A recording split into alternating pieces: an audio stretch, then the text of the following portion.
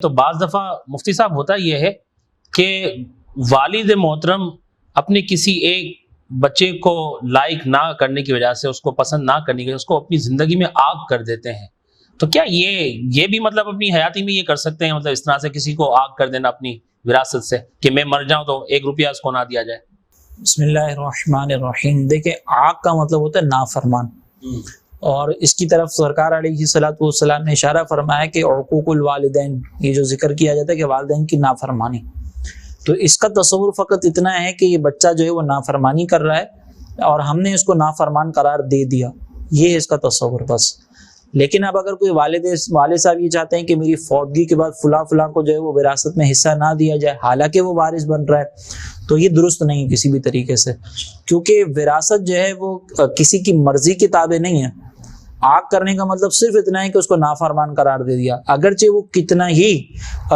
والدین کا نافرمان ہو، اس پر لازم اس کی حصہ جو ہے اس کو ضرور ملے گا. ایک صورت ایسی ہے کہ جس میں وارث کو حصہ نہیں ملتا، وہ یہ صورت ہوتی ہے کہ جب وارث نے خود اپنے والد کا قتل کیا ہو یا جس کی وراثت ملنے والی ہے اس کا قتل کیا ہو، تو پھر اس میں علماء نے فرمایا کہ اس کو حصہ نہیں ملے گا. لیکن اس کے علاوہ کوئی ایسی صورت نہیں ہے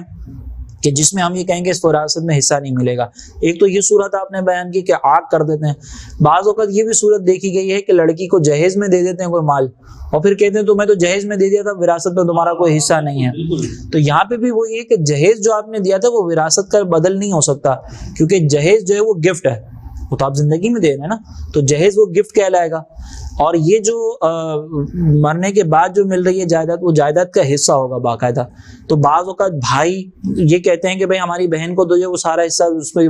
جہیز میں مل گیا، تو وراثت میں ہم اس کو دیں گے نہیں، اور یہ کہہ کر جو ہے وہ اپنی بہنوں کا حصہ دبا لیتے ہیں کہ یاد رکھیے گا کہ سخت حرام ہے. اسی طریقے سے اگر مثال کے طور پر کوئی وارث کا اس طریقے سے آگ کر کے وراثت کے اندر مال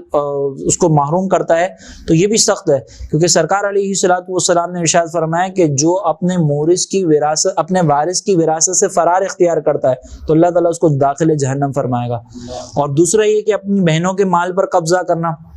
تو اس کی وعید کو یہ ذہن میں رکھیے گا کہ ایک تو اس کے اندر قطع تعلق کی بھی ہے، کیونکہ ظاہر سی بات ہے بہنیں پھر قطع تعلق ہو جائیں گی، اور ہو کس لیے رہی ہیں؟ بھائی کے ان رویوں کی وجہ سے. اور دوسرا پھر آپ مال کسی کا ناحق کھا رہے ہیں. سرکار علیہ السلام نے فرمایا کہ اگر کوئی کسی کی بالشت بھر زمین بغیر کسی حق کے کھا لیتا ہے، بغیر کسی حق کے دبا لیتا ہے، تو قیامت کے دن 70 زمینوں کا توق اس کے گلے میں ڈالا جائے گا. تو یہ جتنے بھی ایسے وصیت کرنے والے ہیں، ایسی جو ہے وہ کسی کا مال غصب کرنے والے ہیں، ان کو اس پر غور کرنا چاہیے کہ وہ کر کیا رہے ہیں. تو یہ مال وراثت بہت نازک مسئلہ ہوتا ہے، اس کے اندر بہت زیادہ پیچیدگیاں ہوتی ہیں، لہذا ہر ایک کو اس طریقے کے انداز اختیار نہیں کرنے چاہیے. ہمارا مشورہ اس کے اندر یہ ہے کہ اگر کوئی فوت ہونے والا ہے نا، تو پہلے ہی اپنی زندگی کے اندر ایک فتویٰ لے لے، اور وہ فتویٰ لکھ کر جو ہے وہ اپنے پاس محفوظ کر لے، اور لوگوں کو بتا دے، اپنی جتنی بھی اولاد ہیں، وراثت والے ہیں جتنے بھی، ان کو بتا دے کہ بھائی جب میں فوت ہو جاؤں تو اس فتوے پر عمل کر لینا، تو اس میں عافیت رہے گی.